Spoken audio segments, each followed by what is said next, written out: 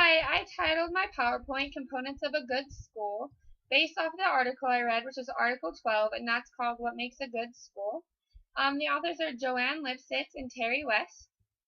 Joan Lipsitz is pictured in this picture here, and she serves as the co-founder of the National Forum to Accelerate Middle Grades Reform. She's a Schools to Watch initiative and is a senior fellow at MDC Incorporated.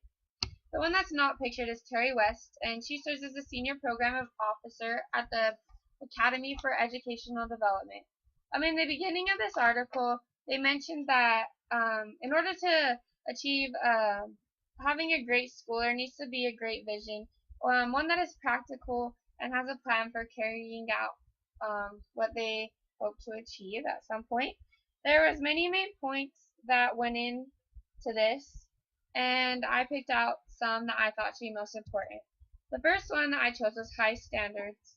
Material, teaching, and evaluation need to be unified and held at a high standard for students to meet. The work is full of thought-provoking and appealing activities that tie into the curriculum required. Students are held with high expectations, as are teachers. The lessons or curriculum being taught works in a sequential manner throughout the years of schooling and is not the least bit random. Expectations are clear to everybody, and there's student involvement not only in the work that they put in, but in the grading as well, like making up rubrics and such. The next point is professional development. I wasn't sure what this meant, so I looked it up, and the definition is acquisition of skills and knowledge for both personal development and career advancement. This takes time. It doesn't just happen in one summer or 1 year. It takes a lot of planning, cooperation, and communication amongst teachers. The lesson plans go hand in hand, and their activities are hands-on.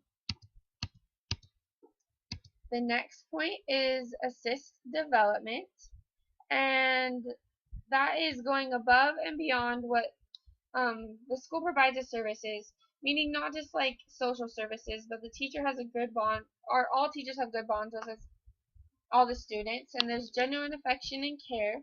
There's understanding when enough is enough and knowing when the situation is out of the teacher's hands and should be put into professional care, and addressing the conflict in a positive manner, or any conflict in a positive manner. The next one is family oriented. A good school needs to be family oriented, especially in the middle grades. This is when students need their parents most, even when they act like they don't and they're starting to pull away and become more independent. Parents must feel needed and wanted, and a way of doing this is forming parent unions. Equal access to high quality. There needs to be an inclusion of all students, even those with special needs. There needs to be ways of doing this is having after-school tutoring programs where there's more one-on-one help for the students. There needs to be an inviting resource room. One example was the school had a resource room where more advanced kids could go in and help tutor those that needed it, and it formed friendships as well as helps them learn. And everybody needs to be held to the same standards, even though we learn in all different ways and at different rates. Discipline. There should be a low suspension rate, and there needs to be as little time out of class as possible. Everybody needs to know the punishment details so there's no surprises, and we should always be working to reduce suspension rates. Improvement. In order to improve, there needs to be good leadership or a good principal who has a lot of knowledge and ability to carry out his goals and visions he has for his school.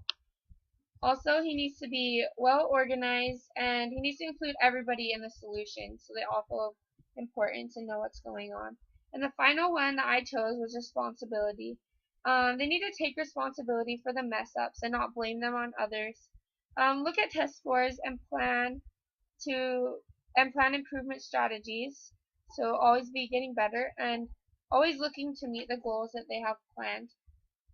In the conclusion of the article, there was a quote that I really liked that I thought ties this up well, and it says, "You may not be able to quantify joy, but look for it within both the school and yourself. It is the most important criterion of all."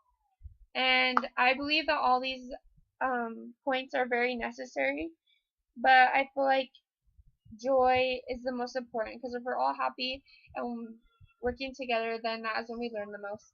Thank you.